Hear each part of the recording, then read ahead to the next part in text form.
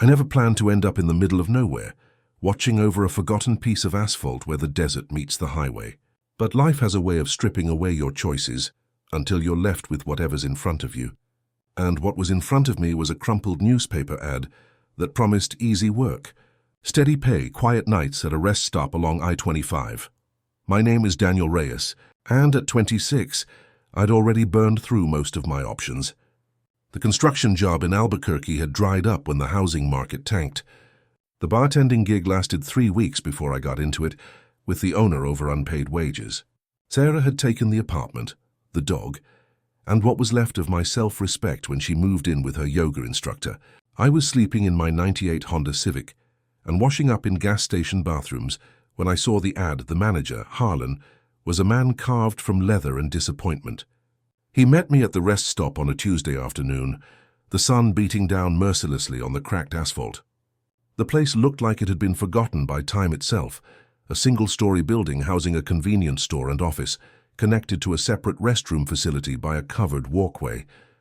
2 gas pumps stood like sentinels in the lot, their displays flickering with numbers that seemed perpetually stuck in the past. Above it all, a neon sign buzzed and sparked, casting intermittent red light that read, "Desert Oasis Rest Stop," in letters that had seen better decades. "Overnight shift," Harlan said, handing me a set of keys that felt heavier than they should. "Midnight to 8. Keep the place clean, help any travelers that come through, file the nightly report." He paused, studying my face with eyes that had seen too much. "Most folks don't last long out here. Something about the isolation gets to them." I told him isolation didn't bother me. I'd been alone long enough to get comfortable with it.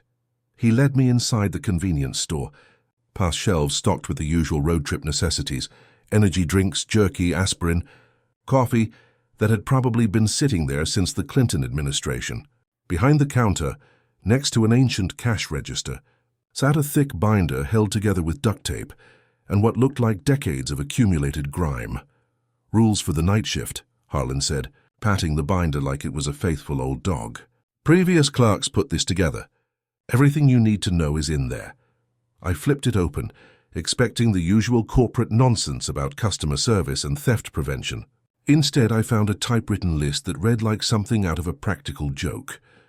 Rule number 1. If someone knocks on the restroom door after midnight, do not open it. Rule number 2. If a car pulls in but the headlights never turn off, do not approach. Rule number 3. Always restock the coffee pot at 3:15 a.m. sharp, even if no one is there. Rule number 4. The payphone outside may ring. Do not answer it twice. Rule number 5. If you see someone walking along the highway with no shoes, lock the doors and wait. I looked up at Harlan, waiting for the punchline. He wasn't smiling. "These are serious?" I asked. "Dead serious." He pulled a pack of cigarettes from his shirt pocket, tapped one out and lit it with hands that shook slightly. "Look, kid, I've been managing this place for 15 years. I've hired 37 overnight clerks in that time. 28 of them quit within the first month. The rest..." He took a long drag. "The rest learned to follow the rules." I wanted to ask what happened to the other 9, but something in his tone suggested I didn't want to know. "Pays $350 a week, cash," he continued. "No questions asked about your background, no paperwork except what's necessary. You show up, you do the job, you follow the rules, you collect your money. Simple as that." $350 wasn't much, but it was more than I had. And the no questions asked part sealed the deal. I had some things in my past I preferred to keep there. "I'll take it," I said. Harlan nodded, unsurprised. "Your first shift starts tonight. Read the rules." "All of them." "And Daniel?" He fixed me with those weathered eyes. "I know they seem crazy, but crazy or not, they'll keep you alive." He left me alone with the keys, the binder, and a growing sense that I'd just signed up for something I didn't understand. The sun was already starting its descent toward the horizon, painting the desert in shades of orange and red that made the landscape look like it was on fire. In a few hours, I'd be alone out here, surrounded by nothing but sand, sagebrush, and whatever wandered the highways in the dark. I spent the remaining daylight reading through the binder more carefully. The rules went on for pages, some typed, some handwritten in different hands, all of them specific and strange. Don't serve coffee after 4 a.m. unless specifically requested. If someone asks for directions to anywhere that doesn't exist on a map, give them directions to Albuquerque instead. Keep the front door locked between 2 a.m. and 5 a.m., but always unlock it if someone approaches wearing a uniform. The more I read, the more it felt like an elaborate hazing ritual for new employees. But as the desert shadows grew long and the temperature began its nightly plunge, I found myself taking the rules more seriously.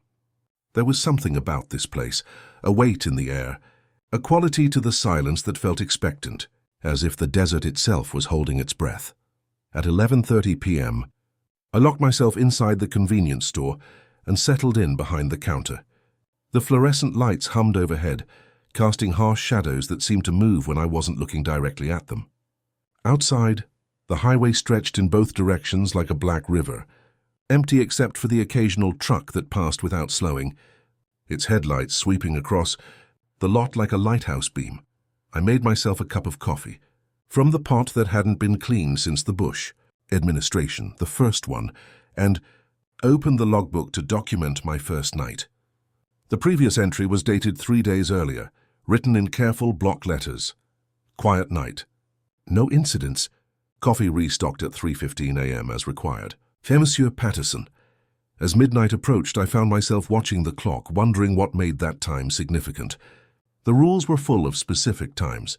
3:15 for the coffee, nothing about the restrooms after midnight. Front door protocols between 2 and 5. It was like someone had mapped out the night in careful detail, marking when things were safe and when they weren't. At exactly midnight, the neon sign outside flickered 3 times and went steady. I made a note in the logbook, then sat back to wait for whatever came next. The desert wind picked up, rattling the windows and sending tumbleweeds skittering across the lot. Somewhere in the distance, a coyote howled, a sound that seemed to go on longer than it should, rising and falling like a siren. I checked the rules again, but there was nothing about coyotes. The clock on the wall ticked toward 12:30, and I realized I was holding my breath. The silence out here wasn't like city silence, broken by traffic and sirens and the general hum of human activity. This was the silence of vast empty spaces, the kind that makes you hyper-aware of your own heartbeat and breathing. It was the kind of silence that makes you feel like you're being watched. I told myself it was just first-night jitters, the kind of anxiety that comes with any new job.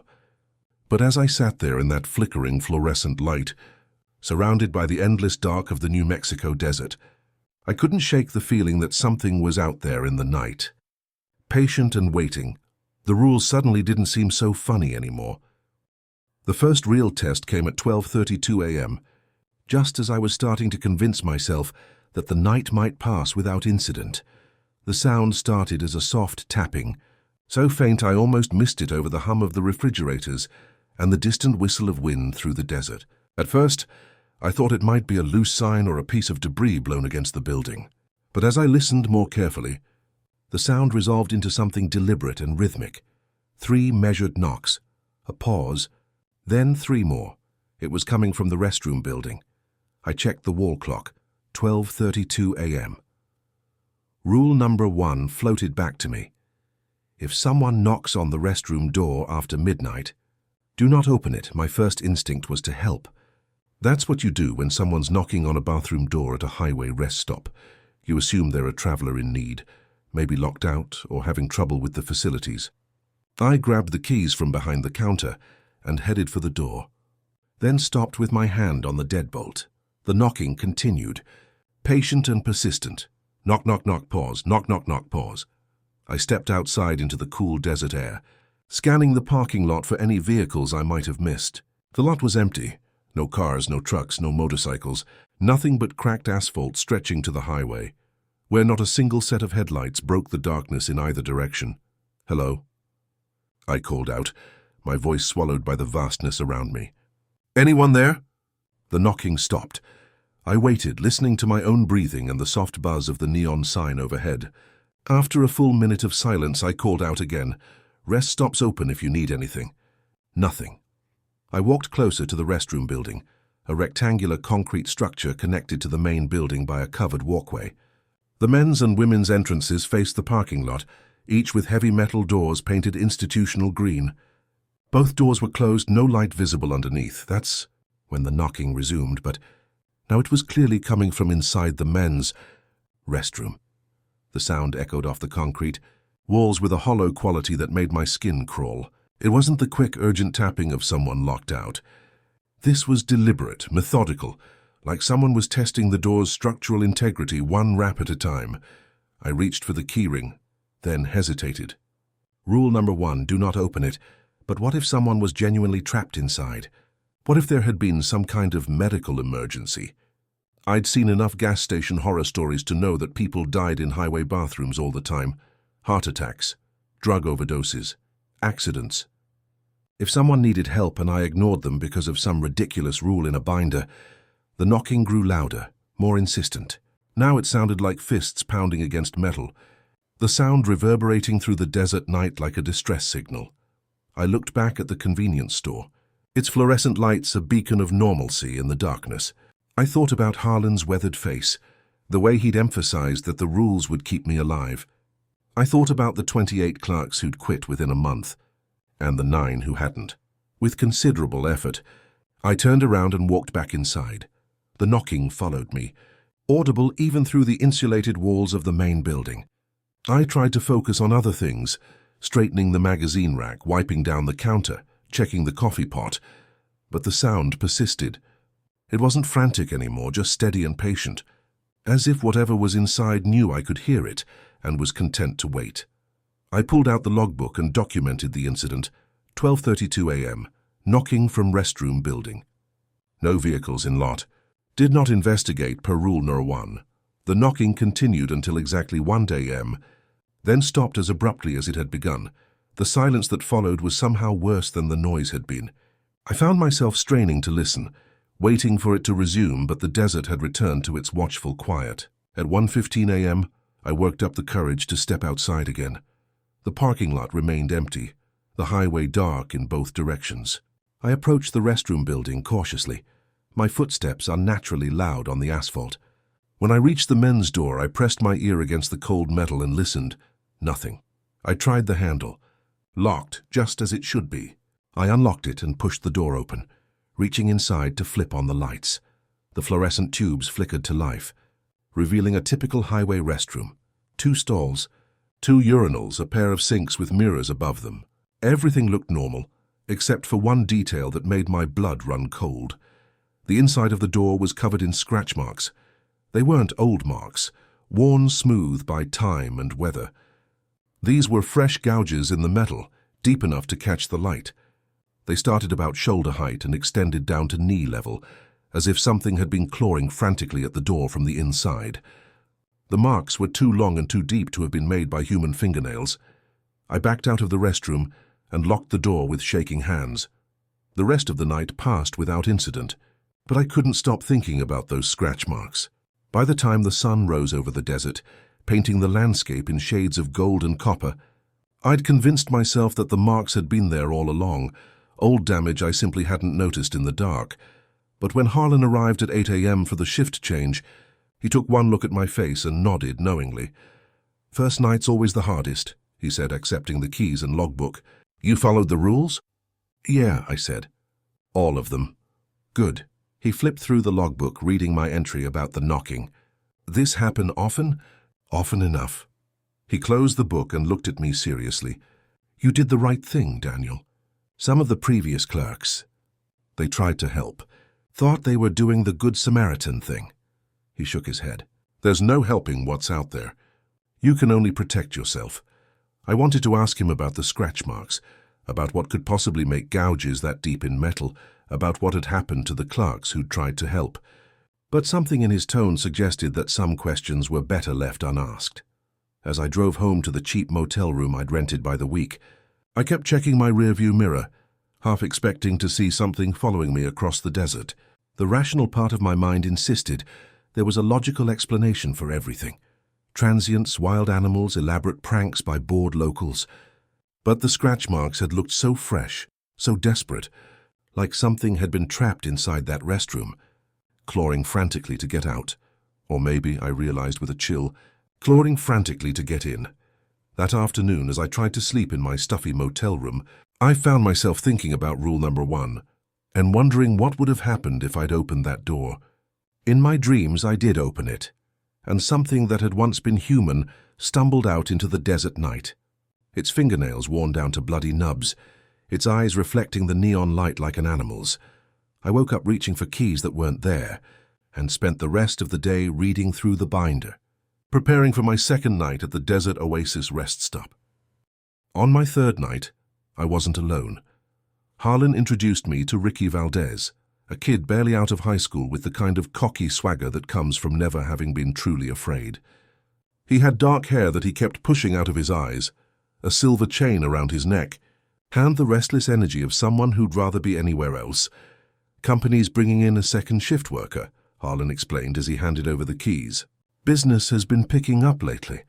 He glanced at Ricky, who was already poking around the convenience store like he owned the place. Daniel's been here a few nights now. He knows the routine. Ricky pulled a bag of chips off the shelf and tore it open without paying. Routine, huh? What routine? Sit here all night and watch tumbleweeds? There are rules, I said, nodding toward the binder behind the counter. Important ones. Ricky laughed, a sound that seemed too loud in the quiet store. Rules, dude, it's a gas station in the middle of nowhere. How complicated can it be? Harlan left us with a warning look that Ricky completely missed. As soon as the manager's taillights disappeared down the highway, Ricky grabbed the binder and started flipping through it, chuckling at every entry. If someone knocks on the restroom door after midnight, do not open it, he read aloud in a mocking voice. If a car pulls in but the headlights never turn off, do not approach. What is this, some kind of horror movie script? I tried to explain about the knocking, about the scratch marks I'd found, but Ricky waved me off. You probably just freaked yourself out, man. First night jitters. I worked at a 7-Eleven in Albuquerque for 2 years. You see all kinds of weird shit when you work nights. Doesn't mean you need a whole book of superstitions to deal with it. He tossed the binder back on the counter and wandered over to the magazine rack, still munching on his stolen chips. I opened the logbook and made the night's first entry. 2 clerks on duty, R. Valdez, new hire, and D. Reyes. Quiet so far. The first few hours passed peacefully enough. Ricky entertained himself by playing games on his phone and making jokes about the spooky desert. A few travelers stopped for gas and snacks, a long-haul trucker heading to Phoenix, a family in an RV making their way to Colorado, an elderly couple in a sedan who bought coffee and asked for directions to Roswell. Normal people doing normal things, the kind of routine human interaction that made the rules seem silly and paranoid. But as midnight approached, I found myself watching the clock and remembering the methodical knocking, the desperate scratch marks in the metal door. Ricky noticed my tension and laughed. Relax, man. It's just another night. Nothing's gonna happen. At 12:45 a.m., something did happen. A car pulled into the lot, a dark sedan with headlights so bright they turned the parking area into a harsh landscape of white light and black shadows. The vehicle moved slowly, deliberately, coming to a stop near the gas pumps. The engine cut off, but the headlights remained on, blazing like searchlights into the desert night. I checked the wall clock, 12:45 a.m. Rule number 2. If a car pulls in but the headlights never turn off, do not approach. Finally, a customer, Ricky said, already moving toward the door. Maybe they need help with the pump. I caught his arm. Wait, look at the headlights. We both stared out the window. The car had been sitting there for nearly 2 minutes now, headlights burning steadily, but no one had gotten out. No dome light had come on when the doors opened, no movement visible through the windshield. So, maybe they're checking their phone or something. Ricky shrugged off my grip. I'm gonna see if they need anything. Don't. I grabbed the binder and flipped to rule number 2. Look, it's right here. If the headlights don't turn off, don't approach. Ricky glanced at the page and rolled his eyes. That's the dumbest thing I've ever heard. It's probably just some old person who forgot to turn off their lights. I'm gonna go help them. He pushed past me and headed for the door. I followed, my heart hammering against my ribs. Ricky, please. Just wait a few minutes. If they really need help, they'll come inside. But he was already outside, walking across the lot with that confident swagger. The headlights were so bright I had to squint to see him, a dark silhouette moving through the glare. He approached the driver's side of the car, and I pressed my face against the window, trying to see what was happening. For a moment, everything seemed normal. Ricky reached the car and leaned down toward the driver's window, probably asking if everything was okay.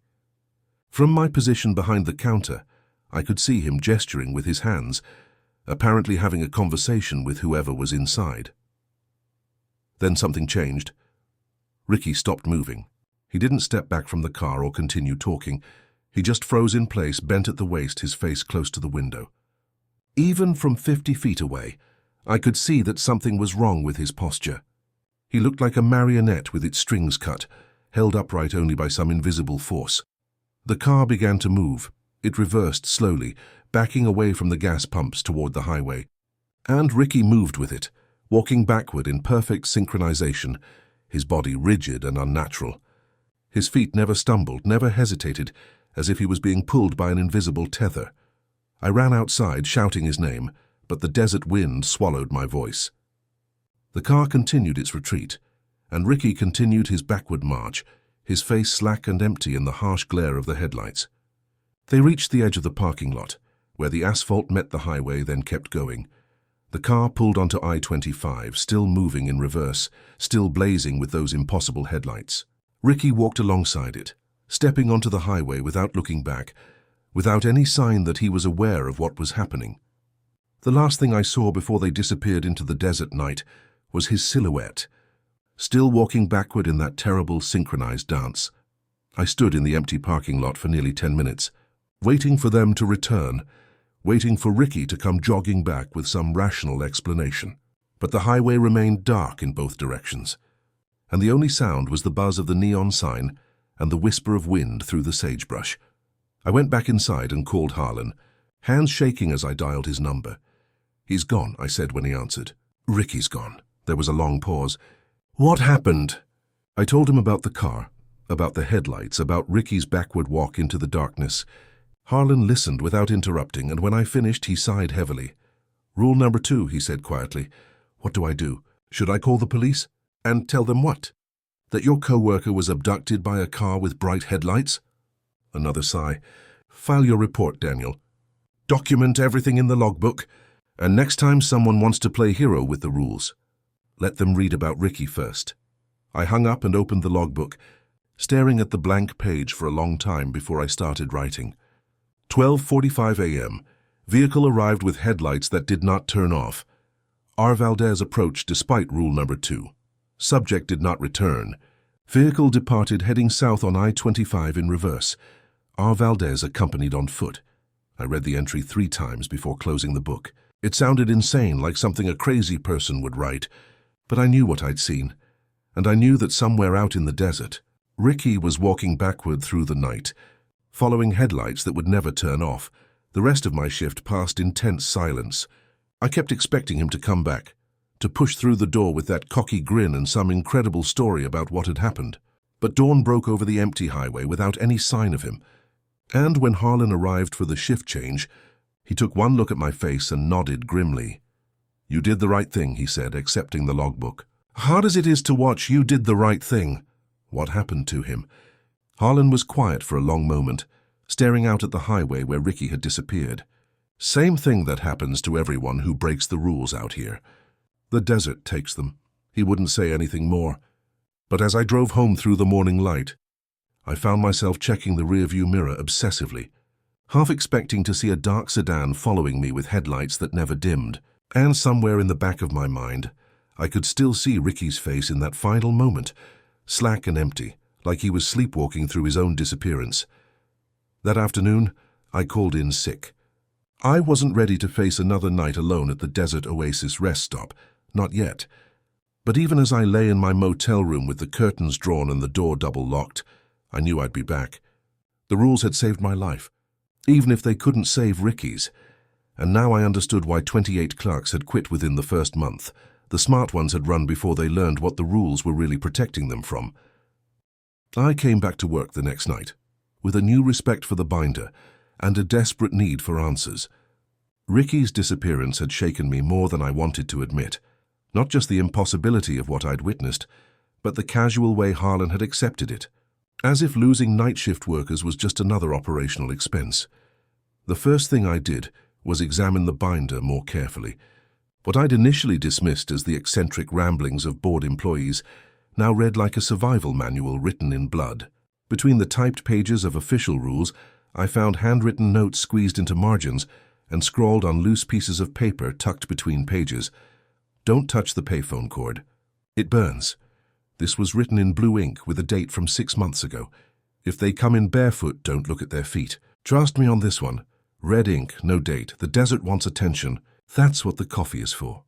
Black pen, shaky handwriting, dated 3 years back. Coffee at 3:15 sharp, not 3:14. Not 3:16, they know the difference. Same handwriting, different page. The notes went on for dozens of pages, each one a fragment of hard-won knowledge passed down from clerk to clerk. Some were cryptic warnings, others were desperate pleas. One entry, written in pencil so faint I had to squint to read it, simply said, "They're not people. They're not people. They're not people." It was repeated 17 times down the margin of page 12. During my break, I explored the storage room behind the main counter. It was cramped and dusty, filled with boxes of inventory and cleaning supplies. But in the far corner, I found something more interesting, a stack of old logbooks dating back decades. The oldest one I could find was from 1987, its cover held together with electrical tape. I opened it randomly and found an entry that made my hands shake. March 15th, broke rule number 2. Car came in around 1 a.m., headlights blazing. Mike thought someone might be having car trouble. Went out to help. Car backed away toward highway. Mike walking alongside like he was hypnotized. Never seen anything like it. Still see his face in the glass when I close my eyes. Calling police in morning. J. Morrison. The next entry was in different handwriting. March 16th, police found nothing. No tire tracks, no evidence of struggle. J. Morrison relieved of duties due to stress-related breakdown, starting fresh with new procedures. Rule number 2 is absolute. No exceptions. H. Caldwell. I flipped through more pages, finding similar accounts scattered throughout the decades. Clerks who'd tried to help stranded motorists, only to watch them vanish into the desert night. Workers who'd answered that payphone one too many times and were found catatonic at their posts, staring at nothing. Night shift employees who'd ignored the coffee ritual and simply never showed up for their next shift. The pattern was always the same. Someone would break a rule, something terrible would happen, and the next entry would be written by a different person, usually with stricter warnings and updated procedures. In a logbook from 1994, I found this chilling entry. The university people came by today asking questions about the anomalous activity reports. Told them we don't know what they're talking about. Dr. Martinez seemed nice enough, but she kept asking about the rules, about why we have specific procedures for overnight shifts. Had to play dumb. Some things are better left alone. The desert has its own logic, and fighting it just makes things worse. R. Santos. The implication was clear. Whatever was happening at the Desert Oasis rest stop had been noticed by outsiders, possibly researchers or government agencies. But rather than investigate or try to stop it, the management had chosen to simply adapt, creating an ever-growing list of rules to help their employees coexist with something that shouldn't exist. I was so absorbed in the logbooks that I almost missed the sound of gravel crunching in the parking lot. A pickup truck had pulled up to the gas pumps, an old Ford with New Mexico plates, driven by a woman who looked to be in her 60s. She had steel gray hair pulled back in a practical ponytail, and the weathered complexion of someone who'd spent most of her life outdoors. She came inside to pay for gas, moving with the confident stride of someone who knew exactly where they were and what they were doing. When she reached the counter, she looked at me with sharp brown eyes that seemed to take in everything at once. "You're new," she said. It wasn't a question. "3rd week," I replied, trying to sound more confident than I felt. She nodded toward the binder. "You've been reading the rules." Again, not a question. There was something about her manner that suggested she knew more about this place than most customers would. "You worked here before?" I asked. A slight smile touched her lips. 20 years ago. Different management, same problems." She extended a hand. "Marisol Santos. I do supply runs for Harlan now. Coffee, snacks, basic inventory. Santos." I remembered that name from one of the logbooks. "You wrote some of the entries," I said. "The ones about university people asking questions." Her smile faded. "You've been doing your homework." "That's good. Most of the kids Harlan hires don't bother reading past the first page." She glanced around the empty store, then leaned closer. "What happened to your partner?" The young one with the attitude. I told her about Ricky, about rule number 2 and the car with headlights that never dimmed. She listened without interrupting, her expression growing more grim with each detail. Same thing happened in my day, she said when I finished. Boy named Mike Patterson. Thought he knew better than the rules. She shook her head. The desert doesn't like to be ignored, Daniel. It's been here longer than the highway, longer than the rest stop, longer than any of us. We're just visitors in its territory. What is it? I asked. What's really out there? Marisol was quiet for a long moment, weighing her words carefully. Something old, she finally said. Something that feeds on attention, on interaction. The rules aren't there to keep you safe. They're there to keep it satisfied. Think of it like tribute, small offerings to keep the bigger hunger at bay. She reached into her jacket and pulled out a worn piece of paper, unfolding it to reveal a hand-drawn map of the desert surrounding the rest stop. Red eyes marked various locations with dates and brief notations. These are the spots where we've lost people over the years, she said, pointing to the marks. Always happens when someone breaks the rules. Always at night. Always when they're alone. I studied the map, noting that the X's formed a rough circle around the rest stop, as if something was patrolling the perimeter. Why don't you just close this place down? I asked. Marisol refolded the map and tucked it away. Tried that once back in '92. Shut down for 6 months after we lost 3 clerks in 1 week. Her voice dropped to barely above a whisper. Things got worse. Way worse. Started showing up in town, following people home. The desert doesn't like being ignored, but it likes being abandoned even less. She straightened up and adjusted her jacket. The rules work, Daniel. They're not perfect, but they work. Follow them exactly. Every single one, and you'll live through this job. Start thinking you know better. She gestured toward the empty parking lot where Ricky had vanished. Well, you've seen what happens. Before leaving, she gave me one final piece of advice. Never answer the payphone twice. I can't stress this enough. The first call is bait. The second call is the hook. If it uses a voice you recognize, if it sounds like someone you love, don't believe it. That's how it gets inside your head. After she left, I sat behind the counter, staring at the binder with new understanding.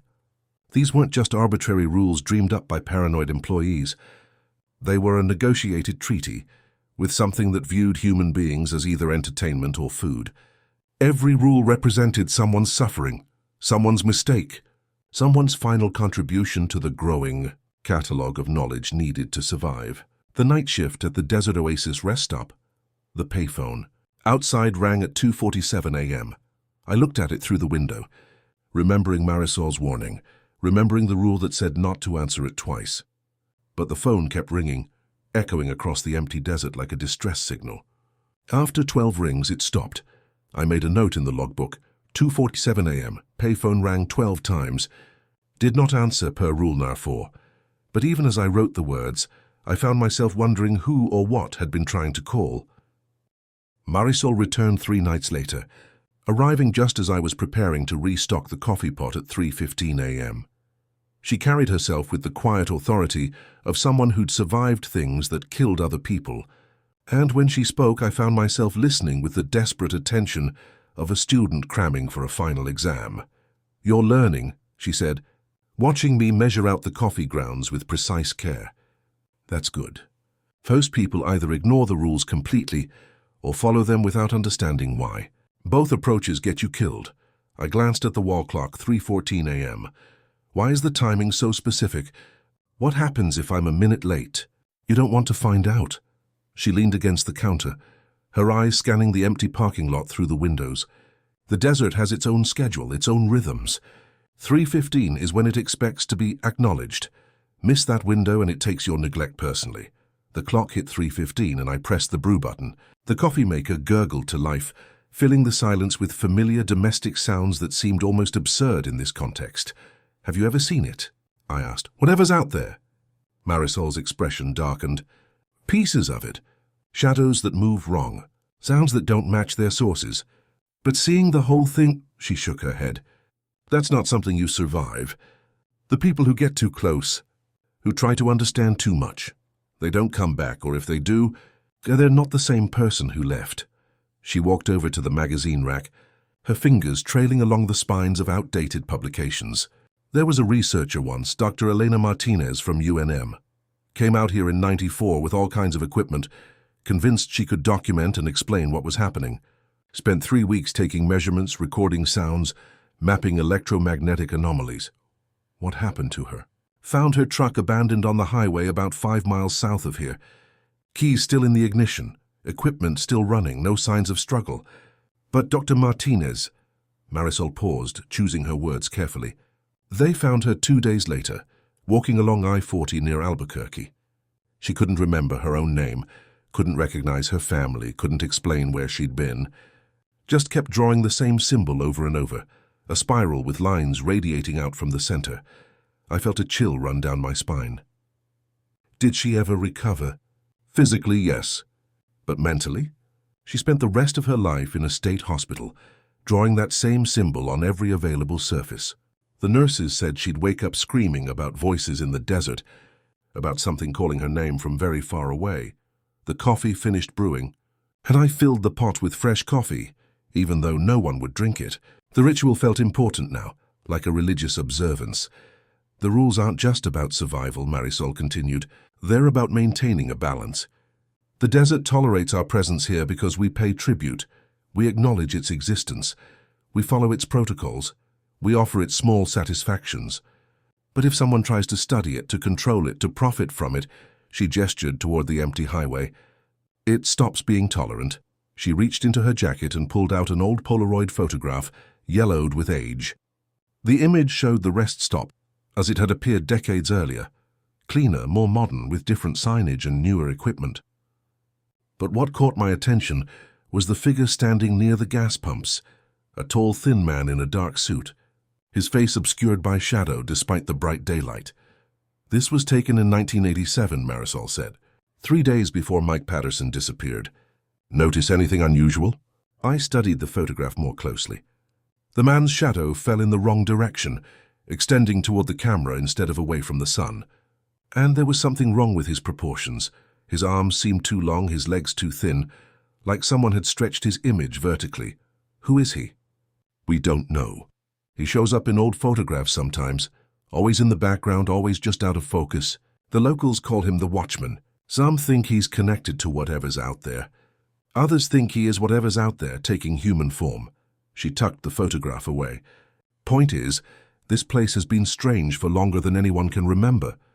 The Highway Department has records going back to the 1950s, documenting unusual incident reports along this stretch of I-25. Missing persons, abandoned vehicles, reports of figures walking along the roadside at night. The rest stop was built here in 1978, not because it was a good location, but because the state thought having a manned facility might help with the problem. Did it help? Marisol's laugh was bitter. Depends on your definition of help. The incidents became more localized, more predictable. Instead of random disappearances along a 50-mile stretch of highway, everything got concentrated right here. Easier to manage, easier to cover up. The night shift clerks became, liaisons. Human representatives in an ongoing negotiation with something that doesn't think like us. The implications of what she was saying sank in slowly. You're telling me the state knows? The government knows what's happening here. Of course they know. They've always known. But what are they going to do about it? Send in the military, study it, try to destroy it? She shook her head. Every time someone's tried to take direct action, things have gotten worse. Much worse. So they took the path of least resistance, contained the problem, minimized the casualties, and let the desert have its tribute. Outside, the wind picked up, rattling the windows and sending a newspaper tumbling across the parking lot. In the distance, I could hear the lonesome call of a coyote, or something that wanted me to think it was a coyote. Why are you telling me this? I asked. Marisol studied my face with those sharp brown eyes. Because you're going to survive this job, Daniel. I can see it in you. The careful way you read the rules, the way you actually listen when people try to warn you. Too many kids come through here thinking they're immune to whatever took their predecessors. They last a week, maybe 2, before they either quit or... She gestured toward the empty parking lot. But you're different. You respect the danger without letting it paralyze you. That's a rare quality, and it's exactly what this place needs. She moved toward the door, then paused. One more thing about the payphone. It's going to ring again, probably within the next few nights.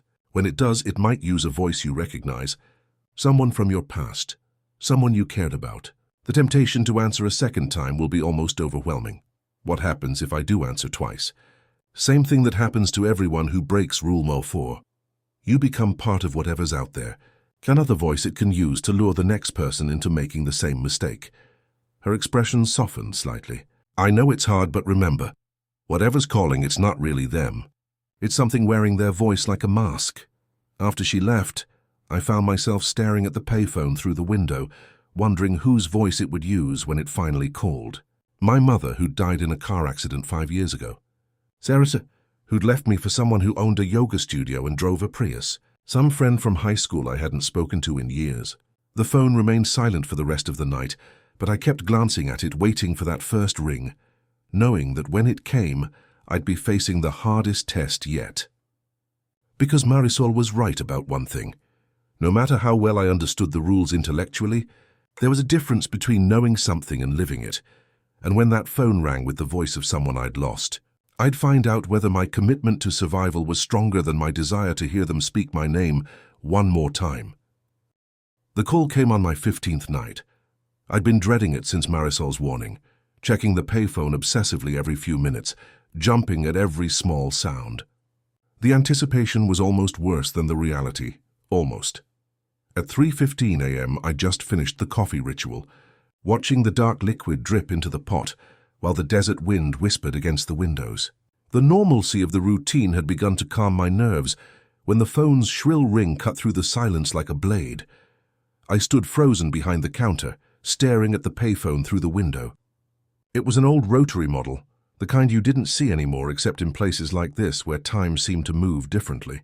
The fluorescent light above it flickered with each ring, casting shifting shadows across the concrete walkway. Rule number 4, the payphone outside may ring, do not answer it twice.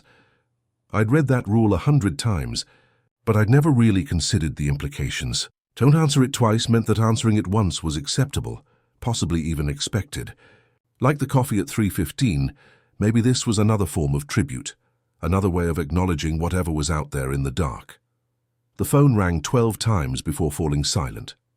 I waited, counting my heartbeats, wondering if that was it for the night. Then it started ringing again. This time I walked outside. The desert air was cold and thin, carrying scents of sage and dust and something else, something organic and wrong, like flowers left too long in standing water. The payphone sat in a pool of flickering light, its receiver hanging from a metal cord that looked like it had been chewed by something with very sharp teeth. I lifted the receiver on the 8th ring. Hello, Danny. The voice was warm, familiar, tinged with the slight accent that came from growing up in Las Cruces. Danny, baby, is that you? My mother's voice. My dead mother's voice, speaking my childhood nickname with the same gentle inflection I remembered from 1,000 bedtime stories and scraped-knee conversations. Mom? The word escaped before I could stop it, raw and desperate. Oh, Danny, I've been trying to reach you for so long. It's so cold out here, baby. It's so dark and cold, and I can't find my way home. Tears burned my eyes. I pressed the receiver against my ear, as if I could somehow get closer to her through the connection. Mom, where are you? Are you okay? I'm lost, Danny. I've been walking and walking, but everything looks the same. The desert goes on forever, and I can't find the road. I can't find the light. Her voice broke slightly, the way it used to when she was trying not to cry in front of me. Please, baby. Answer when I call again. Please help me find my way home. The line went dead. I stood there holding the receiver, listening to the dial tone that sounded like electronic screaming in the desert silence. My mother had been dead for 5 years, killed when a drunk driver ran a red light on her way home from her night shift at the hospital. I'd identified her body, attended her funeral, scattered her ashes in the Rio Grande like she'd always wanted. But that had been her voice. Not similar to her voice, not someone doing an impression, her actual voice, with the slight rasp from years of smoking and the way she drew out vowels when she was emotional. No one else spoke my name quite the way she did, with that perfect combination of love and exasperation that only mothers can manage. The payphone rang again. I stared at it, my hand trembling as I gripped the receiver. Rule number 4, don't answer it twice. But what if it really was her? What if somehow, impossibly, she was out there in the desert, lost and cold and calling for help? What kind of son would I be if I ignored her? The rational part of my mind knew it was a trap. Marisol had warned me about this exact scenario, the desert using familiar voices to lure people into breaking the rules. I'd read about it in the logbooks, seen the desperate scrawls of clerks who'd been tempted by similar calls, but knowing something intellectually and feeling it emotionally were two completely different things. "Danny, please." Her voice was fainter now, as if she was calling from a great distance. "I can see the lights from the road, but I can't reach them. Everything here is backwards, baby. The shadows move wrong and the stars don't match the sky, I remember. Please answer when I call. Please don't leave me alone in the dark." The phone rang 8 more times before going silent. I walked back inside on unsteady legs, my mind churning with doubt and desperate hope. What if the rules were wrong? What if this one time breaking rule number 4 would actually help someone instead of causing harm? My mother had always been the most practical person I knew. If she was somehow trapped out there, she'd find a way to communicate, to let me know it was really her. But then I remembered Mike Patterson, walking backward into the desert night with empty eyes. I remembered Ricky, following those terrible headlights with the mindless obedience of a sleepwalker. I remembered Dr. Martinez, found wandering the highway with her memories torn away, and nothing left but an endless repetition of strange symbols. The desert didn't rescue people. It collected them. I opened the logbook and wrote 3:15 a.m. Payphone rang twice. Answered first call per rule number 4. Did not answer second call. Voice claimed to be deceased relative. My handwriting looked shaky, desperate. I closed the book and tried to focus on other tasks, but my mother's voice kept echoing in my memory. The way she'd said my name, the particular note of sadness when she talked about being lost and cold. If it wasn't really her, then whatever was out there had access to my deepest memories, my most private moments of grief and love. At 4:30 a.m., I looked out the window and saw a figure standing at the edge of the parking lot. She was exactly as I remembered her, 5 feet, 4 inches tall, with graying brown hair pulled back in a practical ponytail and wearing the blue scrubs she'd worn to work at the hospital. She stood perfectly still in the pool of light cast by the security lamps, her face turned toward the convenience store, with an expression of infinite sadness. My mother. Or something wearing her face. She raised one hand and waved at me, a small, tentative gesture that broke my heart and terrified me in equal measure. Her lips moved, and though I couldn't hear her through the glass, I could read the words she was forming. "Danny." I pressed my hand against the window, leaving a foggy print on the cold glass. She took a step closer, still waving, still mouthing my name. Another step, another rule number 5. If you see someone walking along the highway with no shoes, lock the doors and wait. I looked down at her feet. She was barefoot, her toes pale against the dark asphalt. Just like the rules said, just like all the rules said. If you knew how to read them correctly. I locked the front door and stepped away from the window. The figure that looked like my mother stood there for another hour, waving and mouthing words I couldn't hear. Sometimes she pointed toward the payphone, gesturing for me to come outside. Sometimes she just stood there with her arms at her sides, looking so real and so sad that I had to turn away to keep from running out to her. At dawn, she was gone. The only sign she'd ever been there was a set of small, bare footprints in the dust, footprints that seemed to fade even as I watched them through the window. When Harlan arrived for the shift change, he took one look at my face and nodded knowingly. "First time?" he asked. "The payphone." It sounded like... I couldn't finish the sentence. "Someone you lost." He poured himself coffee from the pot I'd brewed at 3:15, the liquid still fresh and hot despite sitting for hours. They're good at that. The voices. They find the people you miss most and use them against you. How is that possible? Harlan sipped his coffee thoughtfully. Been asking myself that question for 15 years. Best I can figure, whatever's out there doesn't just take people, it absorbs them. Their memories, their voices, their faces. Like a library of everyone who's ever disappeared into the desert. The implication hit me like a physical blow. Are you saying that was really her? That my mother is out there? Part of her, maybe. The part it needs to make you believe. He set down his coffee cup and looked at me seriously.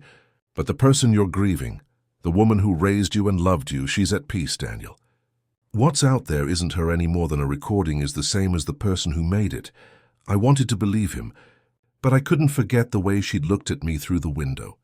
The perfect recreation of her gesture, her expression, her voice. If that hadn't been her, then something out there knew me better than I knew myself. That afternoon, as I tried to sleep in my motel room, I kept thinking about rule number 4 and what might have happened if I'd answered that second call. Would I have joined her out there in the desert, walking barefoot through the endless night? Would I have become another voice in the collection, another lure for the next lonely clerk working the graveyard shift?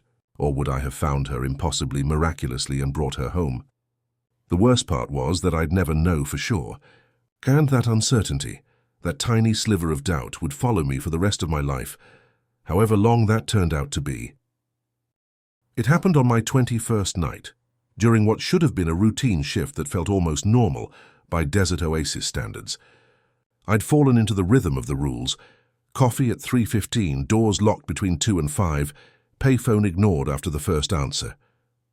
The desert had been quiet lately, as if satisfied by my compliance, and I'd begun to think that maybe I could actually survive this job. That confidence nearly killed me. The power went out at 1:47. Not a gradual brownout or a rolling blackout.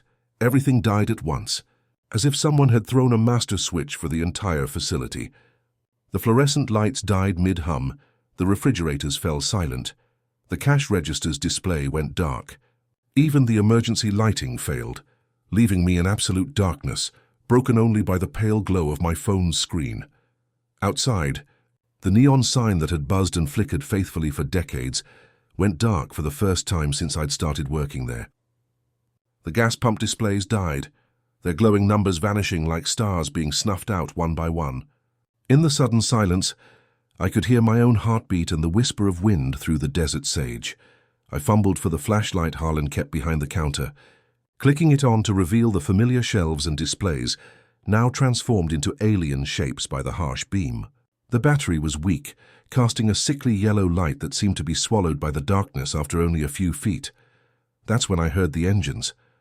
Multiple vehicles were pulling into the lot. I could hear the crunch of gravel under tires, the soft whoosh of cars moving slowly through the desert night. But there were no headlights, no running lights, nothing to indicate their presence except the sound of their approach. I crept to the window and peered out into the darkness. Cars were materializing out of the night, like ships emerging from fog. Sedans, trucks, SUVs, even an old station wagon that looked like it hadn't been manufactured since the 1970s. They moved in perfect silence despite the sound of their engines, drifting into parking spaces with supernatural precision. As each vehicle came to a stop, its headlights blazed to life. Not the warm yellow glow of normal headlights, but harsh white beams that turned the parking lot into a stark landscape of light and shadow. One by one, the doors opened. The figures that emerged looked human at first glance, the right number of limbs, the proper proportions, faces that could have belonged to anyone. But as they moved into the light, the wrongness became apparent. They walked with identical strides, their feet touching the ground in perfect synchronization. Their faces were blank, expressions less, like mannequins animated by invisible strings, and they were all barefoot. I counted them as they arranged themselves in a loose semicircle around the convenience store. 23 figures, men and women of various ages, all moving with that same eerie coordination. Some wore clothing from decades past, polyester suits from the 1970s, shoulder-padded dresses from the 1980s, flannel shirts that looked like they belonged in a 1990s music video.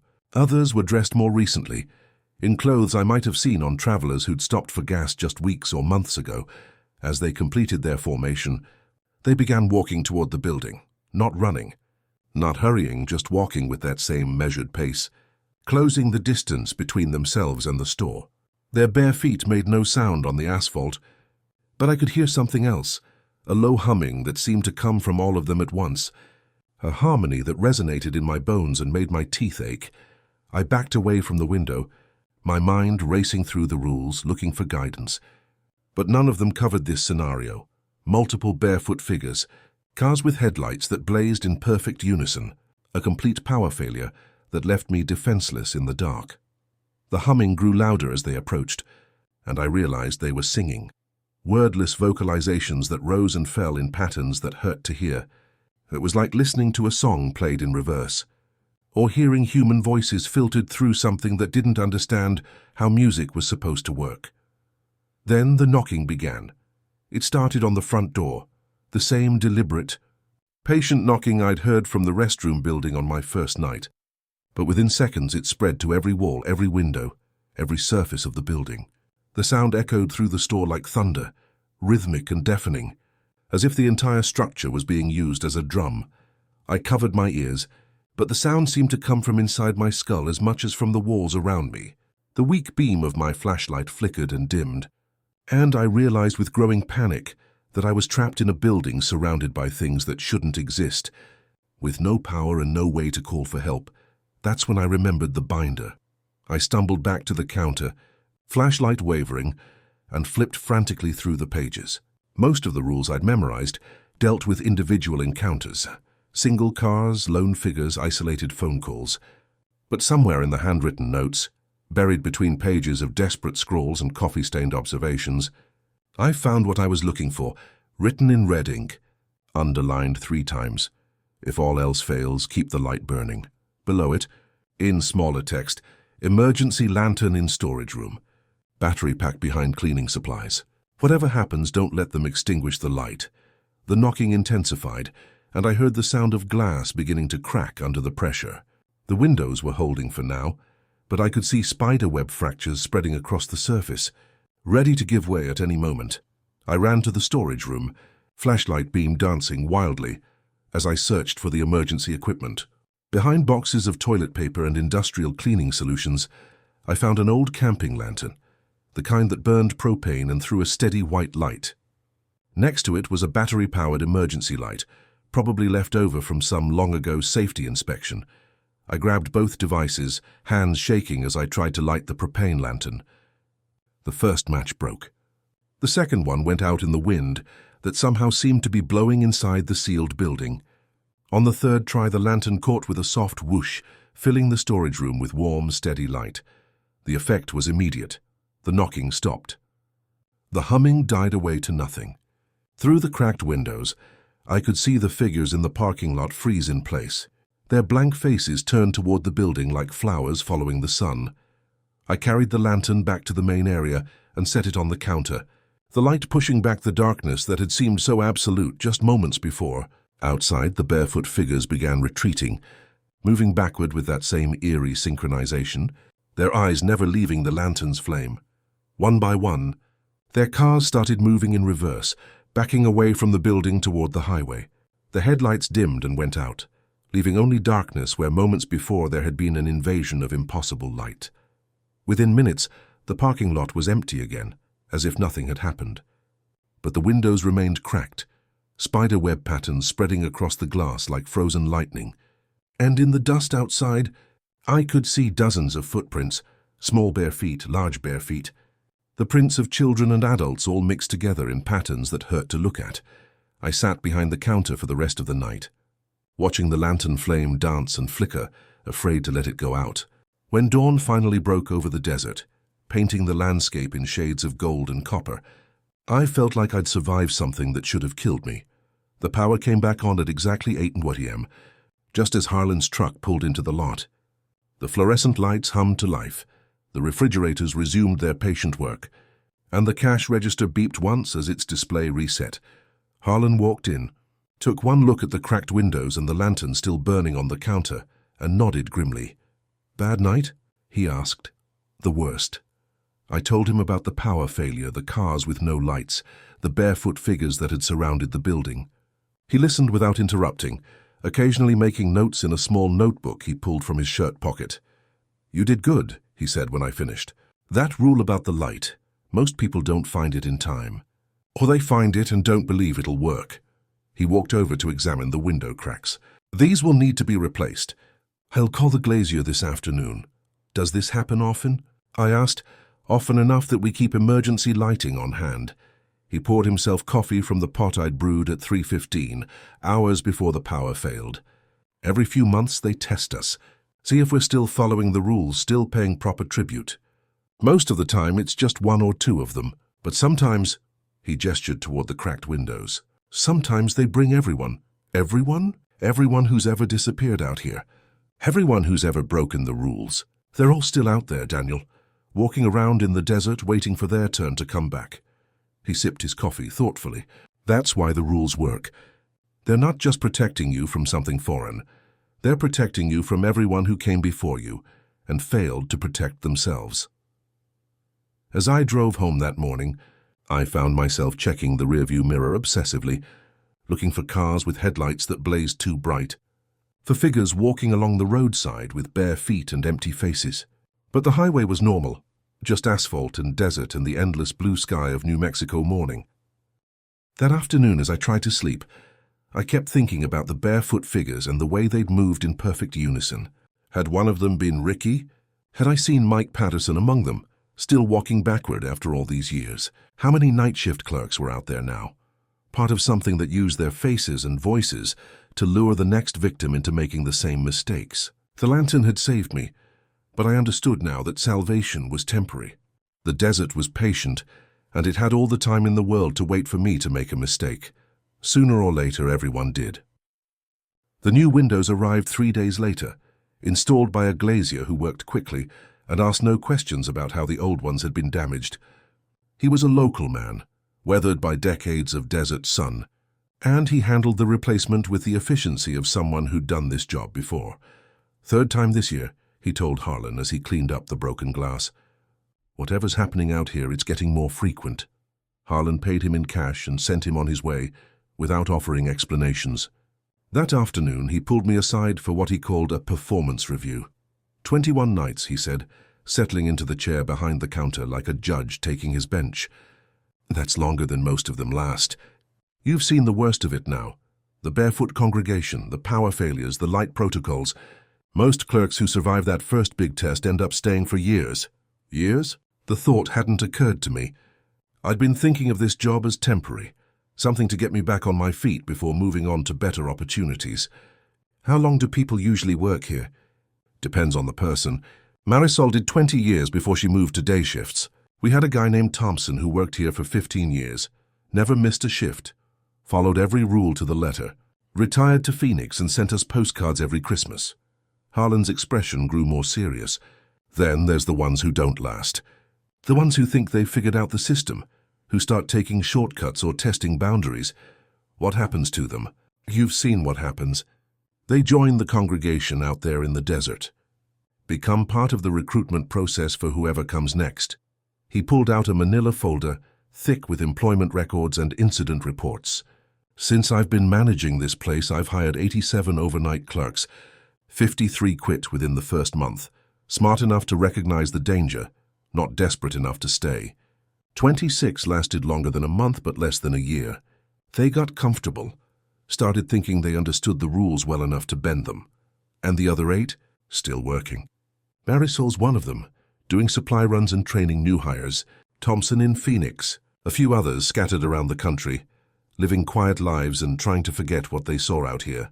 He closed the folder. The point is, Daniel, you've proved you can survive this job. The question now is whether you want to. I thought about his question as I prepared for another night shift. The job paid enough to keep me fed and housed, but it was hardly a career path with advancement opportunities. On the other hand, I'd seen what happened to people who didn't follow the rules, and I'd developed a healthy respect for the consequences of carelessness. More than that, though I felt a strange sense of responsibility, the rules worked because they were followed precisely, maintained by people who understood their importance. If I left, who would replace me? Some kid like Ricky who thought the whole thing was a joke. Someone who would last 3 nights before doing something stupid and getting absorbed into the desert's collection. The shift started normally enough. A few travelers stopping for gas and snacks, routine maintenance tasks, the familiar rhythm of overnight retail work. But as midnight approached, I found myself watching the parking lot more carefully, checking the rules more frequently, anticipating the next test. It came at 2:30 a.m. in the form of a family sedan with Colorado plates. The car pulled up to the gas pumps normally, headlights shutting off as the engine died. A middle-aged man in a polo shirt got out to pump gas, while his wife came inside to pay and buy coffee. "Long drive from Denver," she said, sliding a credit card across the counter. Heading to visit family in El Paso. This is a lovely little place you have here. I processed her payment and handed her 2 cups of coffee, watching through the window as her husband finished filling the tank. Everything seemed perfectly normal until I noticed his feet. He was wearing shoes, expensive-looking sneakers that gleamed white under the parking lot lights. But when he walked around the car to check the tire pressure, his footsteps made no sound on the asphalt. And when he passed under the brightest security light, he cast no shadow. Rule number 5. If you see someone walking along the highway with no shoes, lock the doors and wait. But what about someone who appeared to be wearing shoes but wasn't really there? The woman finished her coffee and headed back outside, chatting cheerfully with her husband as they prepared to continue their journey. They got into their car, started the engine, and drove away into the night, their taillights disappearing around a curve in the highway. I made a note in the logbook.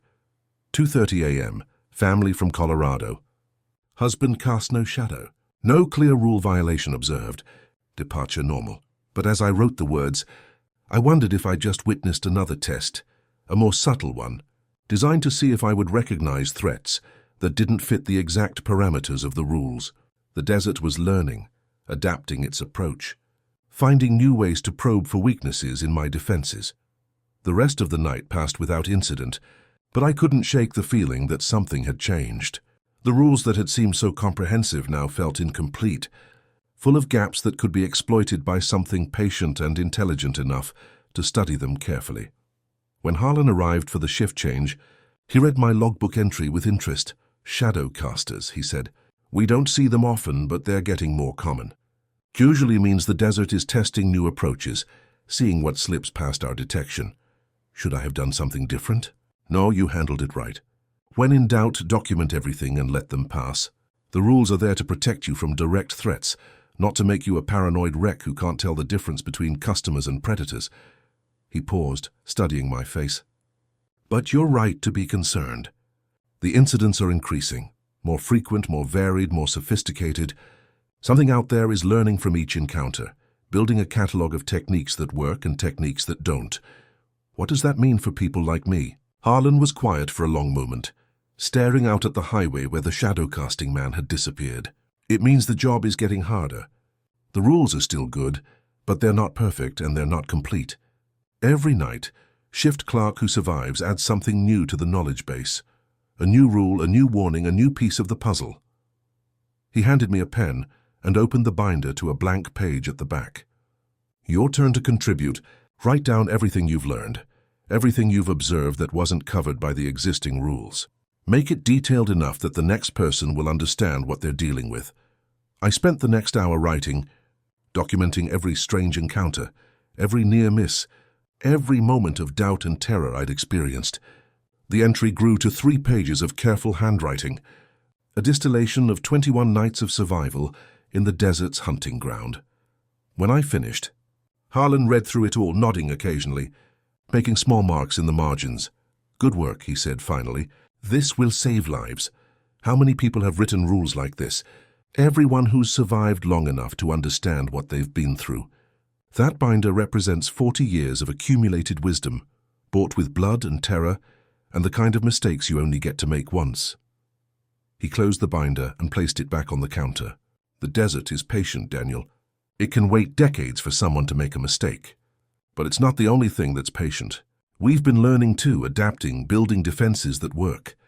As I drove home that morning, I thought about the strange career I'd stumbled into.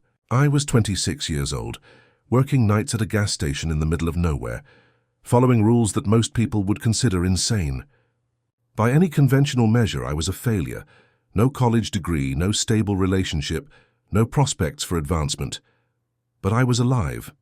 And in a place where survival was measured in nights rather than years, that was no small accomplishment.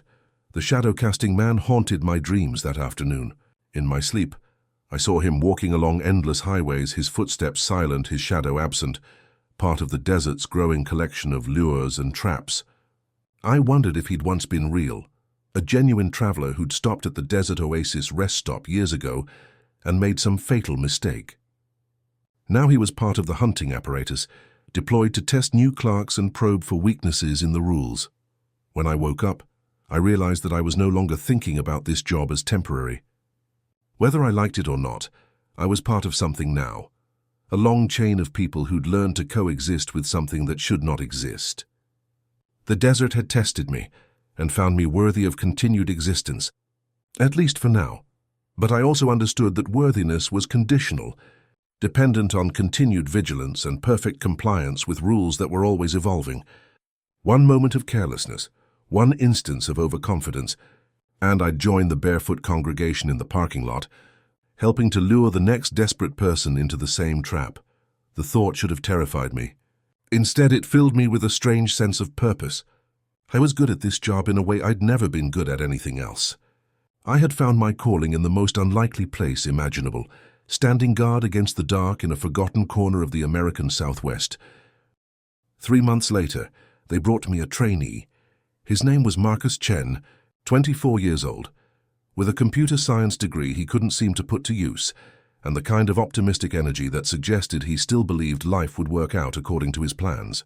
He reminded me of myself before I'd learned that survival was more important than success, back when I thought the worst thing that could happen to me was another job rejection or relationship failure.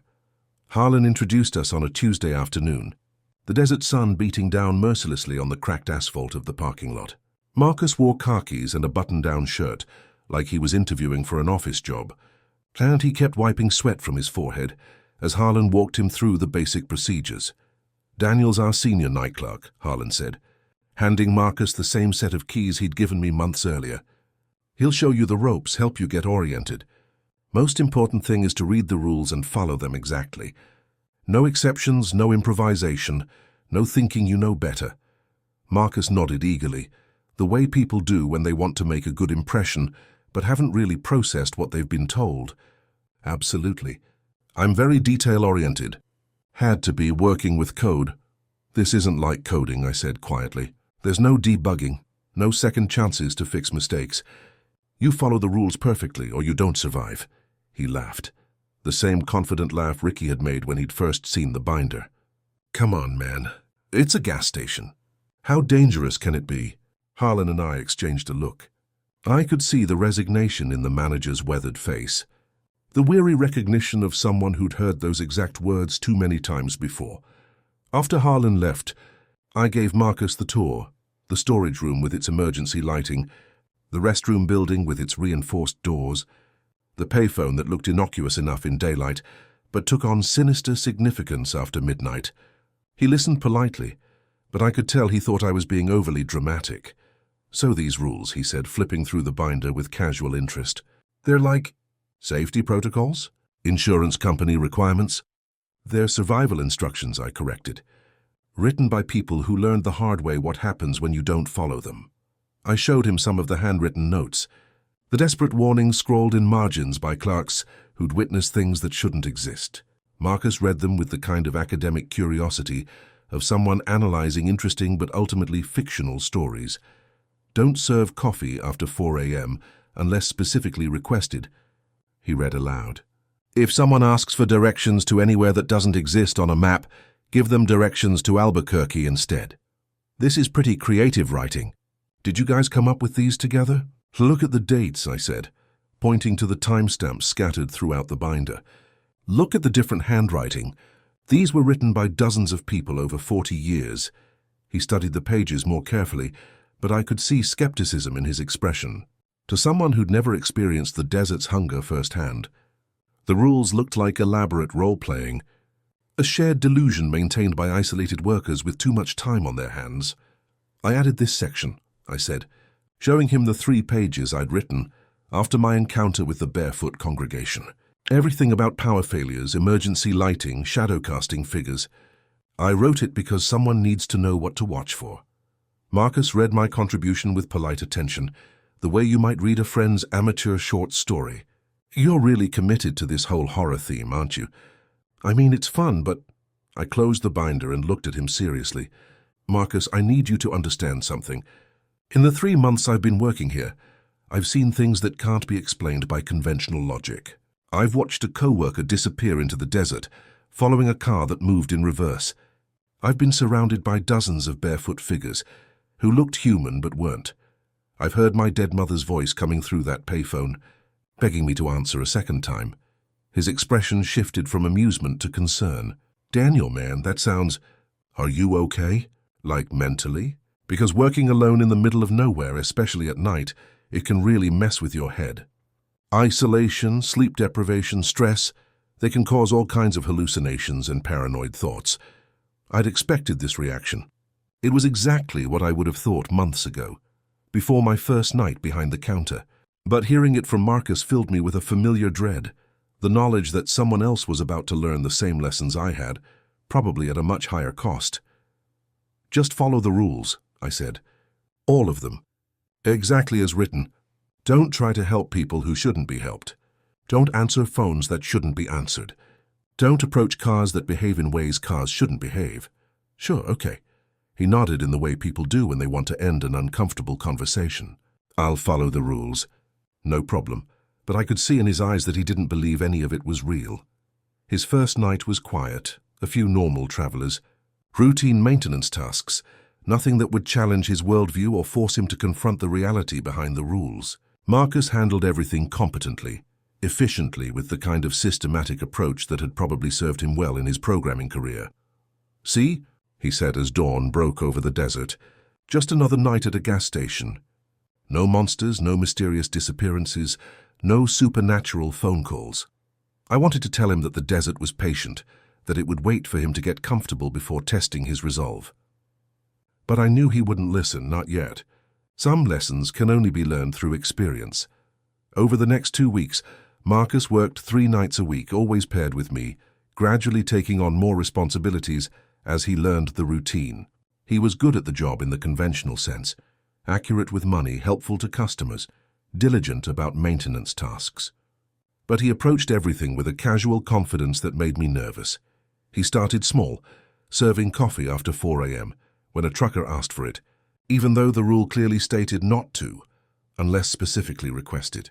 Nothing happened that night, and Marcus took it as validation that the rules were arbitrary. See? No cosmic consequences for giving a guy coffee, he said. These rules are just workplace superstitions, like throwing spilled salt over your shoulder, or not walking under ladders. I tried to explain that the desert's responses weren't always immediate, that some violations built up over time before triggering consequences. But Marcus was a rational person, dealing with what seemed like irrational fears. And rational people have a hard time accepting that their rationality might be insufficient. The real test came on his 6th night, when we were working together, and a car pulled into the lot at 1:15 a.m. It was a dark sedan with Colorado plates, moving normally, headlights shutting off as it parked near the gas pumps. A woman got out, middle-aged, well-dressed, nothing obviously threatening about her appearance, but she was barefoot. "Lock the doors," I said quietly, reaching for the deadbolt. "What? Why?" Marcus looked confused. "She's just a customer. Rule number 5. If you see someone walking along the highway with no shoes, lock the doors and wait. But she's not walking along the highway. She's just getting gas." He moved toward the door. "I should see if she needs help. Maybe her shoes are in the car, or maybe she lost them somehow. Say it's cold out there." I grabbed his arm. "Marcus, don't, please, just follow the rule." He looked at me with the kind of patient expression people use when dealing with someone they think is having a mental health crisis. "Daniel, I understand you've been stressed working alone out here for months, but we can't just lock customers out because they're not wearing shoes. That's not how customer service works." The woman approached the front door and knocked, not the desperate pounding I'd heard from the restroom building, but a polite, ordinary knock. She waved when she saw us through the window, holding up a credit card to indicate she wanted to pay for gas. "See?" Marcus said. "Normal customer, normal situation. I'm going to help her." He unlocked the door before I could stop him. The woman entered with a grateful smile, moving with the easy grace of someone completely comfortable in her own skin. She was attractive in an unremarkable way, the kind of person you might see at a grocery store or office building without giving them a second thought. "Thank you so much," she said, her voice warm and friendly. "I was starting to think you were closed. I just need to pay for gas and maybe grab a coffee if you have any made."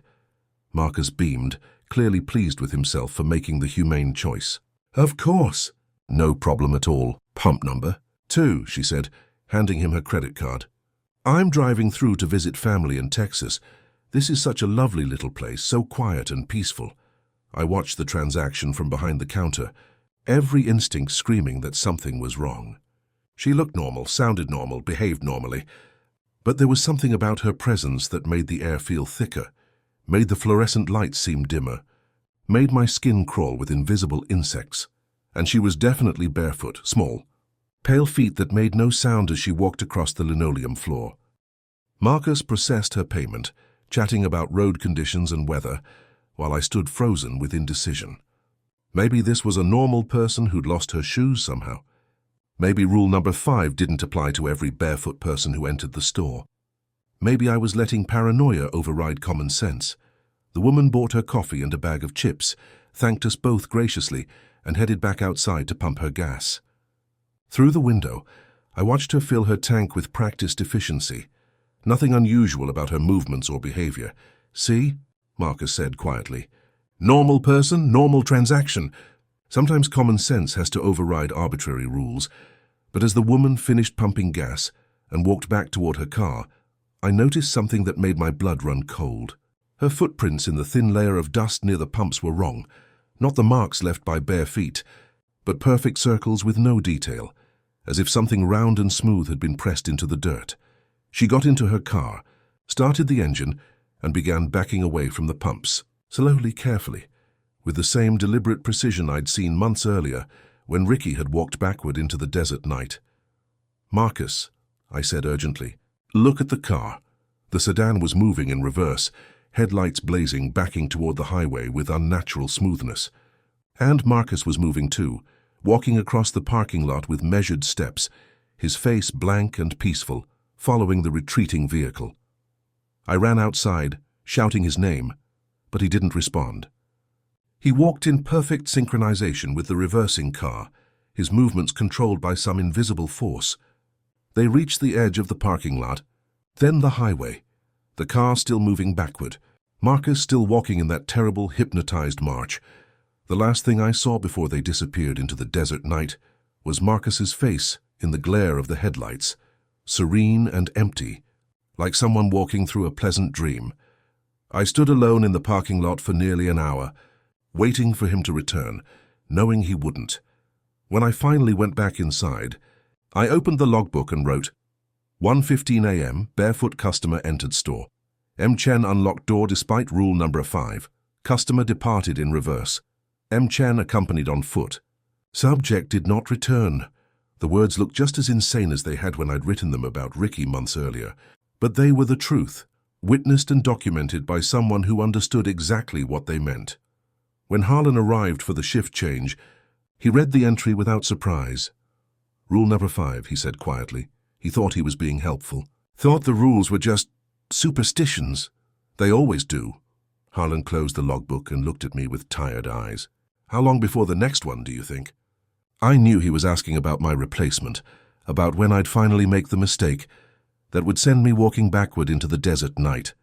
The question should have terrified me, but instead I felt a strange calm settle over my shoulders like a familiar coat. I don't know, I said. But when he gets here, I'll teach him the rules. All of them. And maybe he'll listen better than Marcus did. Harlan nodded and began counting the register. Put up a help wanted ad tomorrow. Same wording as always. As I drove home through the morning light, I found myself thinking about the cycle that had claimed Marcus, that had claimed Ricky, that had claimed dozens of night shift clerks over the decades. The desert was patient and hungry, always willing to wait for someone to make a mistake, always ready to add new voices to its collection. But we were patient too, in our way. We kept the lights burning, maintained our vigilance, passed down our knowledge to whoever was desperate enough to take the job. Most of them didn't last, but some did, and those who survived became guardians in their own right, protectors of a boundary that most people never knew existed. 3 days later, the new help wanted had appeared in the Albuquerque Journal. Overnight clerk position available. Remote location, flexible schedule, no experience necessary. Easy work, steady pay, quiet nights. It was the same ad that had brought me to the Desert Oasis rest stop, the same promise that had lured Marcus and Ricky and dozens of others. Someone would answer it, someone desperate enough, broke enough, alone enough to take a job that seemed too good to be true. And when they arrived, I'd hand them the keys, show them the logbook, and give them the binder filled with rules that sounded like madness, but meant the difference between survival and joining the barefoot congregation in the desert night. The cycle would continue, as it always had, as it always would, because someone had to stand guard at the boundary between the world that made sense and the world that didn't. Someone had to keep the light burning in the darkness, following rules written in blood and terror by people who'd learned that some jobs were more important than any individual life. I was 26 years old, working nights at a gas station in the middle of nowhere, following instructions that would sound insane to anyone who hadn't lived them. By any conventional measure, I was still a failure. But I was alive, and I was learning, and I was preparing to pass that knowledge on to whoever came next. In a place where survival was measured in nights rather than years, that was the only victory that mattered. The desert was patient, but so was I.